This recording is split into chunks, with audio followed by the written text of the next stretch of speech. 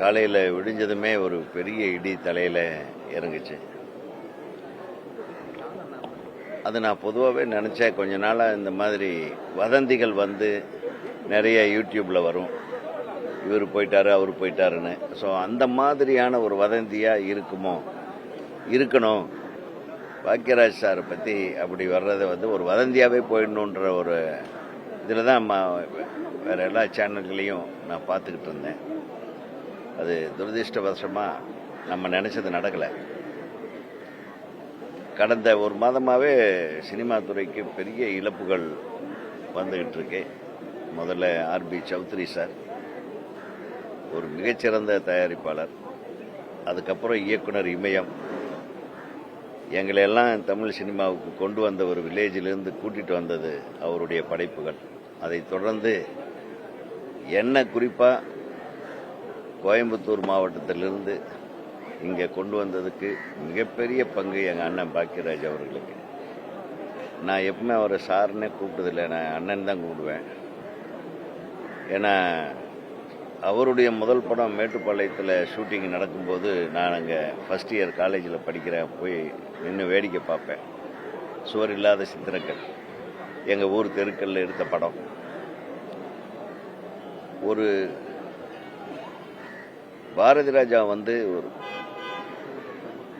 இந்த ஸ்டுடியோவுக்குள்ளே இருந்த ஒரு சினிமாவை எப்படி வில்லேஜ் பக்கம் கொண்டாந்தாரோ, அதே மாதிரி ஒரு சாதாரண குடும்பம், ஒரு ஏழ்மை குடும்பம், ஒரு மிக நடுத்தர குடும்பத்தோட உணர்வுகளையும் காதலையும் அந்த வாழ்வியலையும் அழகாக சித்தரித்து சொன்னது பாக்கியராஜ் சார் தான். அவருடைய திரைக்கதையாகட்டும், அவருடைய வசனங்களாகட்டும், அவர் படத்தில் வர்ற பாடல்கள் கூட அந்த கதையை ஒட்டியே வரும். அது ஒரு பெரிய இன்ஸ்பிரேஷன் எனக்கு. ஏன்னா அவருடைய படத்தோட பாடல்கள் எல்லாம் வந்து இசைக்காக மட்டும் இல்லாமல் அந்த கதையோட கருத்தை உள்ளுக்குள்ளே அது கொண்டு வந்துடும்.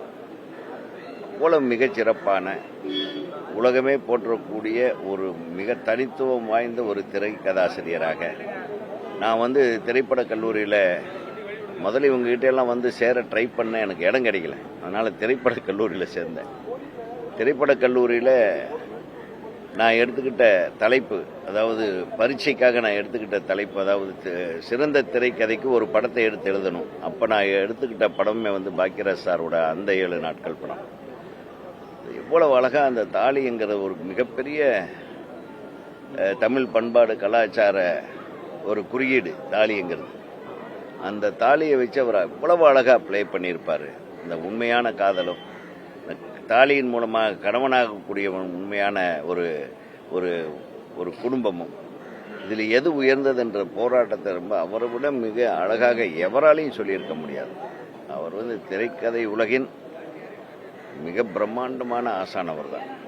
அது மட்டும் இல்லை, ஒரு நாவிதர் கதாபாத்திரத்தை வச்சுக்கிட்டு ஒரு ஐயர் பொண்ணு அவர் மீது காதல் வர்ற மாதிரி, அந்த காலத்தில் புரட்சிகரமான கருத்து. அது எந்த ஜாதிக்காரனும் சண்டை போடவே இல்லை. அந்த படத்தை பார்த்துட்டு உயர்ந்த ஜாதிக்காரனும் சண்டை போடல, அடித்தட்டு மக்களும் சண்டை போடல. அதுக்கான போராட்டமே நடக்கலை. ஏன்னா அது எல்லாராலும் ஏற்றுக்கொள்ளப்பட்ட அந்த சமுதாய மாற்று சிந்தனை உள்ள திரைப்படத்தை கொடுத்தது அண்ணன் பாக்கியராஜ் தான். ஸோ அவருடைய ஆளுமை, அவருடைய பங்களிப்பு, அதனால தான் புரட்சி தலைவர் அவர் வந்து என்னுடைய திரையுலக வாரிசுன்னு சொன்னார். வேறு யாரையுமே சொல்லலை. அவ்வளவு உயர்ந்த இடத்தை பிடித்த எங்கள் அண்ணன் வந்து இவ்வளவு சீக்கிரம் 73 வயசில் அவர் வந்து இப்போவும் ஆக்டிவாக இருந்தார். அவர் சங்கங்களாகட்டும், ஆக்டிவிட்டிஸ் ஆகட்டும், நிறைய படங்களில் நடிச்சுக்கிட்டு இருந்தார். நிறைய பேரை சந்திப்பார். அவருக்கு மியூசிக் இன்ட்ரெஸ்ட்டு, இசையமைப்பாளராக இருந்தார். இன்னும் அவருக்கு இசையமைக்கணுன்ற ஆர்வத்தில் இன்றைக்கி வரலும் அவர் ரூமில் பார்த்தீங்கன்னா ஒரு ஹார்மோனியம் இருக்கும். அதை வச்சுட்டு வாரம் இப்போ ஒரு தம்பி கூட வந்து அவருக்கு மியூசிக்கை சொல்லி கொடுத்துட்ருப்பார். அவ்வளவு ஆக்டிவான ஒரு மனிதர். அவர் இழந்தது வந்து துயரிலும் பெருந்துயர் வந்து தமிழ் சினிமாவுக்கு அவருடைய இழப்பு தான். அந்த இழப்புக்கு நம்ம என்ன சொல்ல முடியும்? இறைவன் வந்து இப்படியெல்லாம் வந்து தப்பான டேட்டு குறித்து எல்லாத்தையும் கூப்பிட்டு போகிறது வந்து என்னால் ஏற்றுக்கொள்ள முடியவில்லை. எங்கள் திரையுலக ஆசான் பாரதிராஜா அவர்களும் என் அண்ணன் பாக்கியராஜ் அவர்களும் மறைந்ததை வந்து என்னால் வந்து ஜீர்ணிக்கவே முடியல. எப்படி 17 நாளில் தன்னுடைய குருநாதருக்கு பின்னாடியே ஒரு சிஷ்யம் போகிறான்னா, இதெல்லாம் வந்து இவங்க சாதனையா, இது இந்த சமுதாயத்துக்கு வந்த சோதனையான்றது தெரியல எனக்கு. ஆகவே அவரை இழந்து வாடும் குடும்பத்துக்கும் சரி, அவரால் உருவான தொழில்நுட்ப கலைஞர்கள், நடிகர் நடிகைகளானாலும் சரி, அவரை தொடர்ந்து நாங்கள் எல்லாம் பயணித்துட்டு இருக்கோம். அவரை ரசிக்காத இன்றைய திரைக்கதாசிரியர்கள் யாருமே கிடையாது.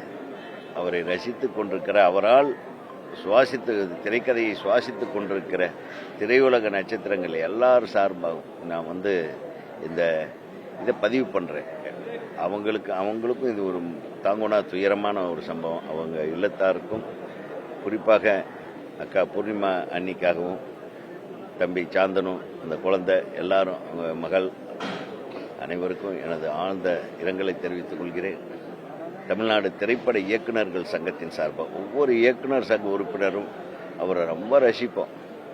பாக்யராஜ் சாரை பற்றி பேசாத இயக்குநர்களே, அசிஸ்டன்ட் டைரக்டர்களோ, ஒரு படம் டிஸ்கஷன் ஆரம்பித்தா அவருடைய 4 படம் 5 படத்தையாவது எடுத்து வச்சு அதில் எப்படி இவர் சீன் பண்ணாருன்னு பேசாத இயக்குநரே கிடையாது.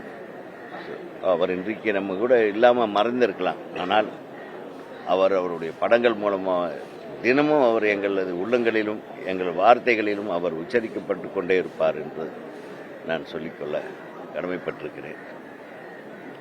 இந்த மாதிரி துயரம் இனிமேல் திரையுலகத்துக்கு தொடரக்கூடாது என்று எல்லாம் வல்ல இறைவனை நான் வேண்டிக் கொள்கிறேன். திரு பாக்யராஜ் அவர்களை இழந்து வாடும் அவரோட குடும்பத்தாருக்கு என்னுடைய மனமார்ந்த இரங்கல்களை தெரிவிச்சுக்கிறேன். பாக்யராஜ் சார் வந்து எவ்வளோ அந்த வருத்தத்திலேருந்து மீண்டு வர்றதுக்குள்ள இந்த மாதிரி அவருக்கு ஒரு பெரிய வருத்தம் வந்து அவர் குடும்பம் எவ்வளோ பெரிய வருத்தத்தில் இருக்குது. திரையுலகத்துக்கே இது வந்து அடுத்தடுத்து பாரதி ராஜா சார் அப்புறம் பாக்யராஜ் சாருங்கிறது ஒரு பெரும் இழப்பாக இருக்குது. எல்லாருக்கும் ஒரு ஷாக்காக இருக்குது. இந்த நேரத்தில் திரைக்கதை மன்னன் பாக்யராஜ் சாரை சொல்கிறோம். அதை கண்டிப்பாக நினச்சி பார்க்க வேண்டிய நேரம்னு நினைக்கிறேன். ஒரு ஆள் வந்து ஒரு சினிமா எடுக்கிறாரு, அந்த சினிமாவுக்கு கதை எழுதுறாரு. அந்த கதையில் அவர் வந்து தாலி வந்து அவ்வளோ முக்கியம் இல்லை, காதல் தான் முக்கியம்னு ஒரு படம் ஃபுல்லாக காதலை காமிச்சதுனால, இது என்ன பெரிய தாலி, இதை பிடுங்கி எரிஞ்சிட்டா முடிஞ்சிச்சு, கழுத்தில் ஒரு கயிறு கட்டினா காதல் போயிடுமா, காதல் தான் முக்கியம்னு அந்த தாலியை பிடுங்கி எரியிற மாதிரி பாரதி ராஜாவோட இயக்கத்தில் பாக்யராஜ் கதையில் புதிய வார்ப்புகள்னு ஒரு கதை எழுதுறாரு பாக்யராஜ் சார். யார் வந்து காதல் தான் முக்கியம், தாலி ஒரு மேட்டர் இல்லைன்னு சொன்னாரோ அவரே ஒரு 4-5 வருஷம் கழித்து அடுத்த ஒரு படம் எடுக்கிறாரு. சரி, ஒரு 4 நாள் கட்டினதுக்காகவோ 5 நாள் கட்டினதுக்காகவோ அது முக்கியம் இல்லாமல் போயிடுமா? என்னதான் காதல் இருந்தாலும் கல்யாணம்ங்கிறது எவ்வளோ பெரிய இன்ஸ்டிடியூஷன்னு அதை ப்ரூவ் பண்ணுறதுக்கு அந்த 7 நாட்கள்னு ஒரு படம் எடுக்கிறாரு. அதாவது வந்து ஒரே கதாசிரியர் இப்படியும் கதைக்கு ஆர்கியூ பண்ண முடியும், அப்படிக்கும் கதைக்கு ஆர்கியூ பண்ண முடியும். எங்க சின்ன ராசாவை மறக்க முடியுமா, டார்லிங்கை மறக்க முடியுமா? டார்லிங்கை பார்த்துட்டு பாரதி ராஜா சாரே ஆச்சரியப்பட்டாராம். முதல்ல அவருக்கு தெரியாது, பாரதி ராஜா சார் ரொம்ப நல்லா இருக்குன்னு இதை பாராட்டியிருக்காரு. அப்போ பாக்யராஜ் சார் சிரிச்சுட்டே சொன்னாராம், இது வந்து உங்க கதை தான் சார். என் கதையா? என்னடா அது என் கதை, என்ன படம் எடுத்திருக்கேன்னா 16 வயதிலே தான் சார் எடுத்திருக்கேன். டாக்டர் கேரக்டர் தான். என்னென்ன கேரக்டர்னா அந்த 3 கேரக்டரை நீங்களே பொருத்தி பாருங்க. அதாவது சாமர்த்தியம், திறமை, அது வந்து திரைக்கதையினுடைய மன்னர்னு சும்மா ஒரு பேர் வாங்கலை. இந்த அவ்வளவு பேரை வாங்கிட்டு அவ்வளவு எளிமையாக ஒரு புது கதாசிரியர், புது எழுத்தாளர், புது டைரக்டர் வந்தால் கூட அந்த படங்களை ரசிக்கிறது, பாராட்டுறது, எல்லாரோடையும் பண்போட பழகிறது, ஒரு மறக்க முடியாத ஜாம்பவான். நம்ம வந்து பல விஷயங்களை பல வரும் தலைமுறைகளும் கற்றுக்கிறதுக்கான படங்களை நம்மள்கிட்ட கொடுத்துட்டு போயிருக்கிற ஜாம்பவான் பாக்யராஜ் சார்.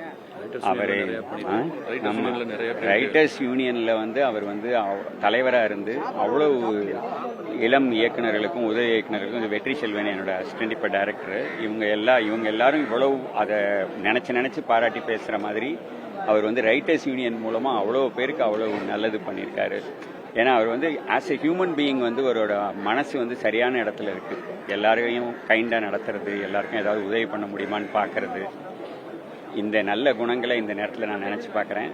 அவரை இழந்து வாடுற அவரோட குடும்பத்தாருக்கு என்னுடைய ஆழ்ந்த இரங்கல்களை தெரிவிச்சுக்கிறேன்.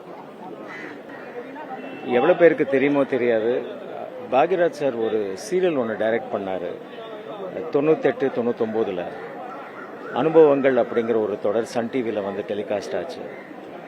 சாரோட இயக்கத்தில் நான் கதாநாயகனாக அந்த தொடரில் நடித்தேன். அந்த அனுபவத்தை வந்து என்னால் இன்னைய தேதி வரைக்கும் மறக்க முடியல. நாங்கள் அடிக்கடி சந்திக்கக்கூடிய சந்தர்ப்பங்கள் பல அமைஞ்சிருக்கு. நான் இயக்க போகிற ஒரு படத்தோட கதையை அவர்கிட்ட சொல்லி அவர் அதை ரொம்ப பூரிப்பாக கேட்டு அந்த கேரக்டரை நான் சொன்ன கேரக்டரை அவர் ரொம்ப ரசித்து இது நீ எப்போ பண்ணுறியோ அதை நான் பண்ண ரெடியாக இருக்கேன்னு சொன்னவர் பாக்யராஜ் சார். நிறைய ஒகேஷன்ஸில் அது கல்யாணங்கள் ஆகட்டும் அல்லது வந்து ஃபிலிம் ஃபங்க்ஷன்ஸ் ஆகட்டும் நான் அவரை சந்திச்சிருக்கேன். ரொம்ப நெருங்கி பழக்கூடிய ஒரு வாய்ப்பு எனக்கு அமைஞ்சது. அவரை மாதிரி ஒரு நல்ல உள்ளம் படைத்த ஒரு மாபெரும் கலைஞரை பார்க்கறது அபூர்வம். என்னோட அந்த ஒரு தொடர்பு அந்த ஒரு மகானோட சேர்ந்து அவரோட டைரக்ஷனில் என்னால் வந்து கதாநாயகனாக நடிக்க முடிஞ்சதுங்கிறதே எனக்கு வந்து ஒரு பெரிய பெருமை. அவர் இன்னைக்கு நம்ம மத்தியில் இல்லைங்கிறது ரொம்ப நம்ப முடியாத ஒரு விஷயமா இருக்கு. போன வாரம் தான் சாரை சந்தித்தேன். அழகாக பேசினார். என்ன பண்ணிட்டு இருக்கேன், என்ன பண்ண போற அப்படிங்கிறதும் கேட்டார். நான் மட்டும் இல்லை, தமிழ் கலை உலகம் இல்லை, இந்திய கலை உலகமே வந்து அவரை மிஸ் பண்ணோம். One of the greatest screenplay writers that this country has ever produced.